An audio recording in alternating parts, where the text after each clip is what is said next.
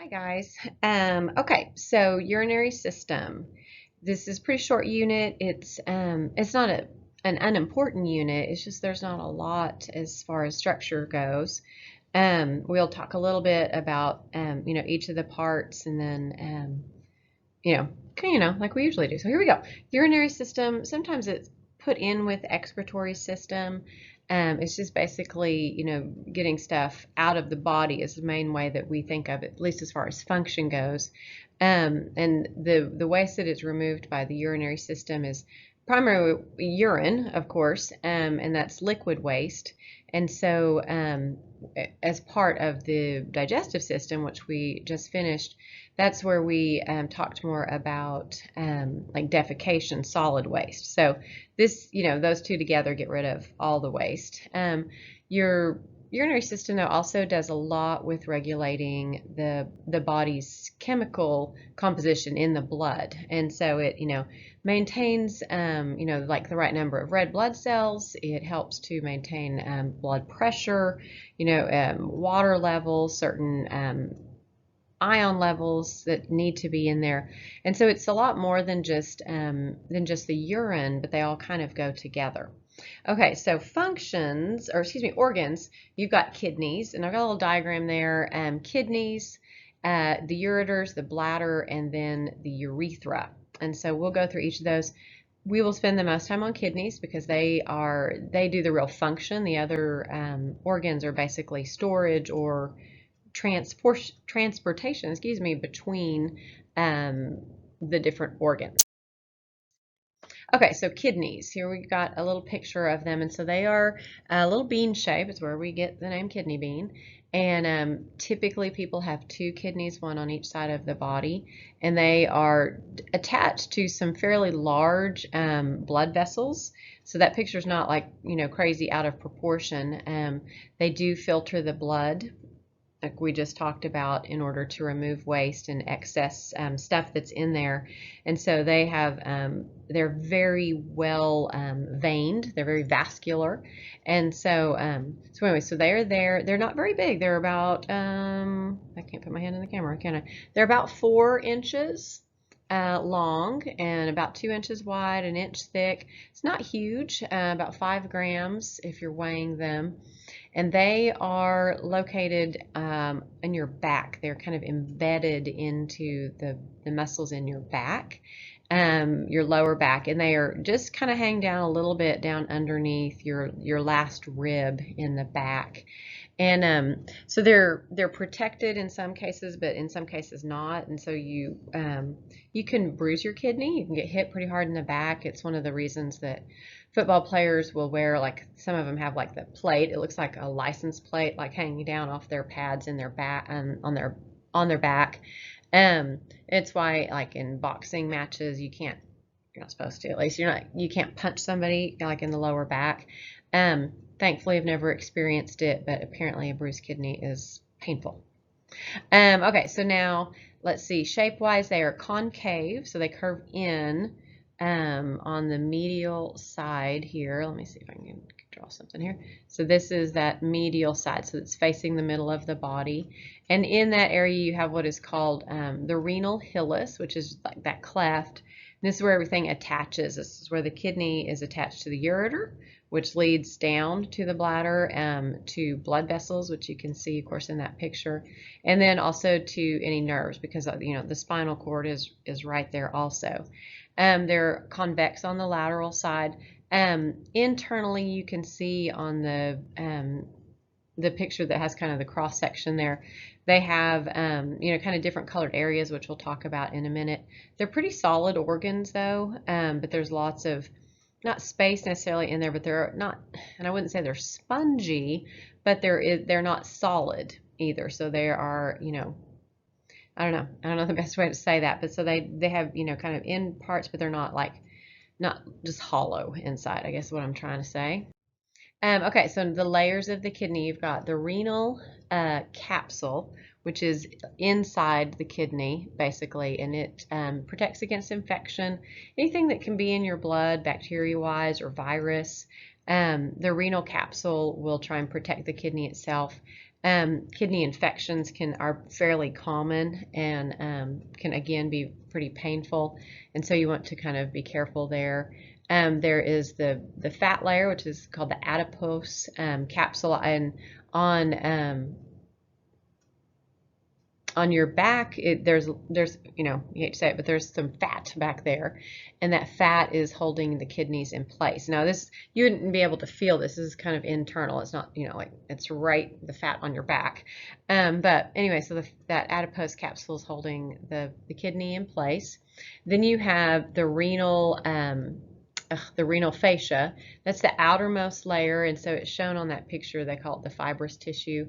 In these fibers connect the kidneys and the adrenals, which sit right on top of the kidneys, to surrounding structures. So it's just holding the kidney in place, and so those kind of are just the cell layers themselves. And now internally, this is, you know, that cross section a couple slides ago that we kind of looked at. So it's some internal structures. You first off have the renal cortex, which in this picture is kind of the light colored, kind of around the edges and kind of between the dark colored. And this is where you have support structure. So your kidneys are fairly delicate, and so part of their structure is just support to kind of keep those darker regions, you know, kind of the right shape and the right, you know, just protection. So anyway, so renal cortex support, and then the renal medulla, that's the kind of reddish brown. They're kind of cone shaped, or, you know, kind of triangular shaped there. This is where the urine is actually collected, and we'll talk on the next page on how that actually works.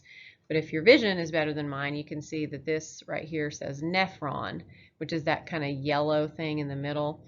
That's what, when we actually get to the, you know, the urine stuff, that's what we'll get to. But so there are way more than just one per kidney, and so that's just kind of showing you where they are. So this is where the urine collects, and then it drains into kind of this white part, into that little, it's where the renal hilus is, into that cleft. That's called the calyx, and then that part right here in the middle just kind of acts like a drain. And then you have the renal pelvis, which is kind of what I was pointing out. Let's see on there. Okay, so here it says pelvis, and so that's just where everything kind of sits in, and it's similar to your pelvis, and then it's kind of a little bowl shape, but it's kind of on its side. So that's where that came from. Okay, so now on to like the stars of the show. As far as kidneys go, you have nephrons, and these are the structures that form the urine. So this is where the real filtration goes on, to remove the water. You know, if you have excess water, to remove any ions that you have too much of, any toxins, any stuff that your body is trying to get out. It'll run through these nephrons, and each kidney contains more than 1 million of them, so they're packed in there pretty well. And they're mostly found in the cortex layer, but they do go down kind of into the medulla. So the yellow and red picture, of course, is upright, and then the picture over here is just laying on its side, but same thing. And so on this picture over here, you can see where it extends up into the cortex, and then, you know, it's also down into the medulla. And so the red, now back to the other picture, the red on there is a blood vessel, and so you can see how closely intertwined it is with the nephron. Surface area and contact increases, so what you have excess of will move, you know, across that barrier into the yellow part, and that will then collect and drain that down into that renal pelvis. But you have all of these kind of going on, and so the more tubes basically on the nephron, and it's pretty, you know, kind of squiggly, the more surface area to be in contact with the blood, which of course is a really good thing. Okay, so now moving on, the ureters. So now the kidneys basically do all the work. They are the ones that form the urine, and from here on out, it's basically just storing or carrying the urine. And so you have the ureters, and these are little tubes that carry urine from a kidney to a bladder. You have 2 of them, obviously, if you have 2 kidneys.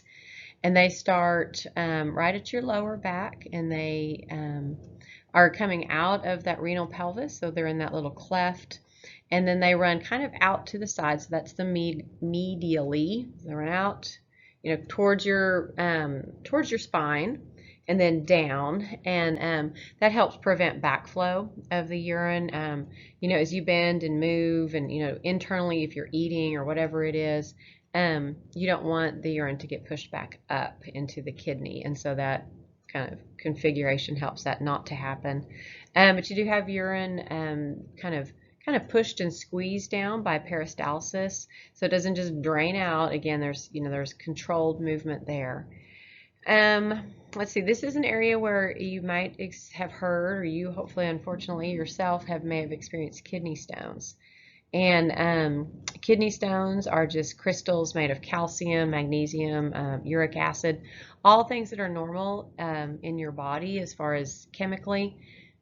If they crystallize, though, that means you have too much of it, and so that it crystallizes into like a little rock. And typically these are small enough to pass through the ureters, which, you've never experienced it, but if those insides of those ureters are touched or scraped by like the jagged rock, it's painful. And but typically they can kind of pass on through. And then if the crystals are too large, they can block the ureter and cause backup into the kidney. There's different surgeries they can do, like they can hit the kidney stone with a laser to break it up into smaller pieces. I really don't know what else they do. They just kind of wait for you to pass it, which can be pretty unpleasant as far as I've heard. So that's kind of where you start to see kidney stones. But if you get one, it will have to, go through the ureter, because it forms in the kidney. It'll have to go through all the way through the ureter and then make it out of the bladder. Oops, not outside it. My line went kind of crazy.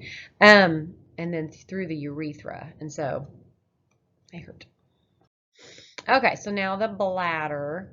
The bladder is a smooth, just a real collapsible little sac that is meant to briefly store urine. Sits right down on your pelvic floor behind the pubic bone. So your pelvis is a little bowl, and your bladder just sits kind of right down in there. And in males, it's right in front of the rectum. In females, it is in front of the vagina and uterus. That configuration is problematic, I guess you could say, when a woman is pregnant, because as the baby grows, the bladder gets pushed on, and it can make you feel like you need to go to the bathroom a lot more. Okay, so an empty bladder kind of looks like a triangle, and so as the 2 points up here, and then the third point would be down at the bottom. And the ureters connect at the top points, so here, and then the urethra is down here at the bottom point. When it's full, your bladder has more of a pear shape, so it kind of elongates a little bit because it stays rounder at the top and then kind of round down towards the bottom. They can hold up to a liter of urine, and that's a lot. If you've ever just seen a liter beaker, typically you don't pass that much urine. Way before then, your bladder will start to signal that you're full at around 200 milliliters. There's a little area in here that is I can't see I'm in front of the words right now. That is the trigony, and that is that kind of smooth area. When it stretches, that is the kind of main signal to your brain that the bladder is getting full and you should go to the bathroom. Okay, so now the urethra. This is kind of the last passageway out of the body, and so it is between the bladder and the outside of your body. It's very thin, very muscular tube, and if you looked at a cross section of it, it's kind of a funny shape. The tube is kind of like a kind of a weird flower and all muscle around it, and same with the ureters. And so it's not like just an open tube. It's very small, but very, very controlled, very muscular. And there are 2 sphincters, remember those are valves, that connect the bladder and the urethra. You have the internal urethral sphincter, And so this is involuntary. You don't control this one. This keeps the urethra closed to prevent urine leakage. This one is the one that might start to fail as you get older. That's why older people sometimes have trouble with bladder leaks. And as you get older, this one kind of gets kind of weak, and so you see that sometimes. And then you have the external urethral sphincter. This is the voluntary valve to allow urine out. This is the one that you, and again, you do it so often you don't think about it. This is the one though that you relax when you when you go to the bathroom.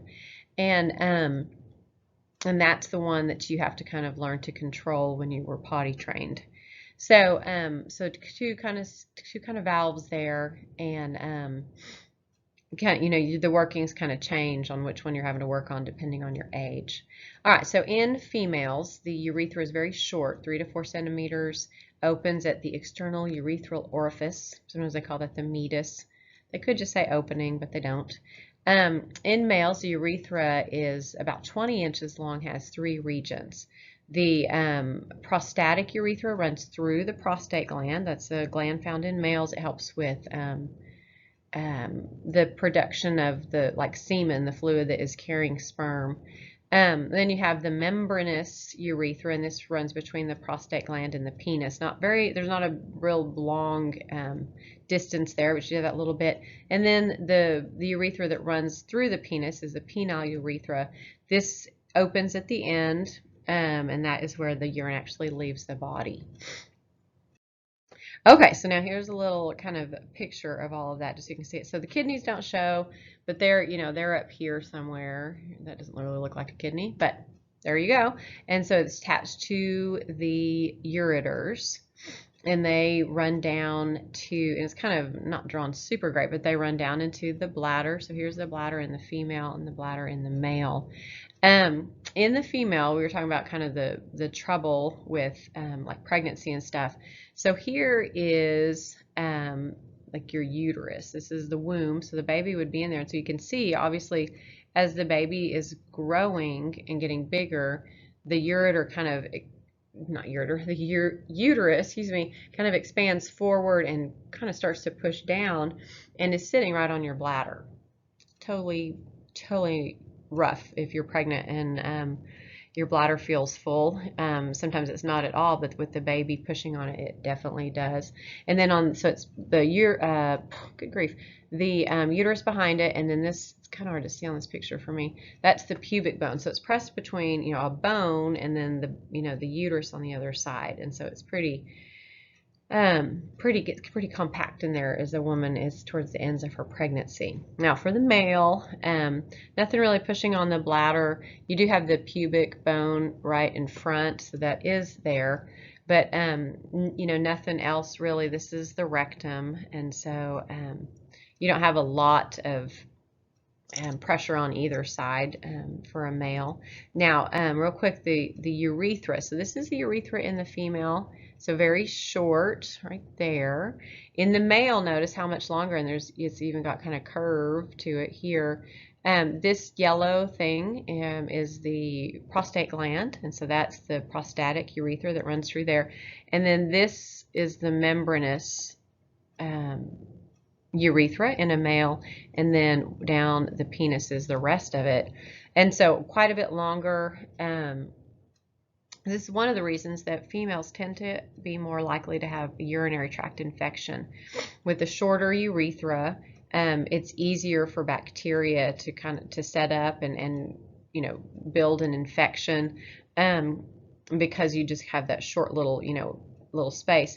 In the male urethra, the length of it gives them an advantage, and also you have a real advantage in a male because there's a big difference between where the solid waste comes out and where the liquid waste comes out.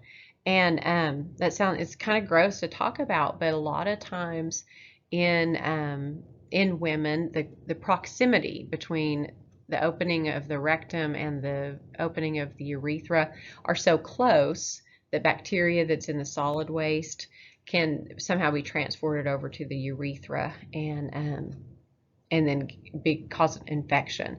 Again, it's one of the reasons that little girls should be taught to wipe from front to back, and it helps move the bacteria out and away from the urethra. Such a pleasant thing to talk about. Okay, so now urine. When you have a lab test, very often they will look at certain parts of your urine or certain characteristics. And so if you do a lab anytime and that you get like the results, sometimes you can kind of read through them and see. But they look at color and transparency. Urine can be pretty clear and kind of pale yellow to a deep yellow, depending on how long it has been since you've gone to the bathroom. The yellow just means it's a little more concentrated, which typically just means you have not emptied your bladder that recently. It's yellow because of a substance called urochrome, and this is kind of the byproduct of the destruction of hemoglobin. So when a red blood cell is old and worn out, your spleen kind of filters all that stuff out, but it's still in your blood. So then when it gets to your kidney, all the little things get filtered out that you don't need. One of them is urochrome, and so that turns your urine a yellowish color. Sometimes your urine might change due to diet, depending on what you're eating. Things with lots of dyes in them can cause problems or cause changes in color, but also certain medications can, and typically they'll put that on the side effects or the side effects of a medication. But it can be, kind of startling if your urine goes from yellow to like a dark orange or something like that. But typically it's something you've eaten. One of the things they do check for on the urine sample is cloudiness, because cloudy urine may be an indication there's an infection. Odor, normal urine has an odor to it. It just kind of depends on the person, but some of it is based on the ammonia. Your urine contains ammonia, and so if you leave urine just sit, like if you don't flush the toilet or something like that, an ammonia smell will kind of will kind of be developed over time because of the urea in your solutes that breaks down, and then ammonia is one of those kind of byproducts. So you may have smelled that. Some medicines, vegetables will change the odor. Like asparagus makes your urine smell kind of weird. Again, those are, just kind of your body getting rid of the stuff that it doesn't need. Sometimes diseases can change the odor. People who are diabetic, kind of depending on where their blood sugars are, may have urine that has kind of a fruity smell to it. Again, it's just something that they check. Anyway, okay, then pH, slightly acidic, so a little bit below neutral, which is 7 at 6, but it can vary from a more acidic number, 4.5, but it can also be basic, and that has to do with your diet and again with your general health. And then finally, the chemical composition, 95% of it's water. And then the other 5% typically is urea, which your body's just getting rid of excess urea or sodium or potassium or phosphate or sulfate or creatine or uric acid, calcium. Those are normal things that your body needs, but it will get rid of anything that is excessive. Sometimes when you have a urine sample, they're looking for things in your urine that your body is not using well, and that can be glucose, which they will check in someone who is diabetic, certain blood proteins. Sometimes if your liver is not functioning well, or like a medication is causing some damage, your body will like throw off proteins, and so they'll check for those. Red blood cells, that can be a sign of infection. Hemoglobin, which again just means that your body's not breaking it down before it gets rid of the hemoglobin. White blood cells, that can be an indication of an infection somewhere. So there you go. There's a urinary system.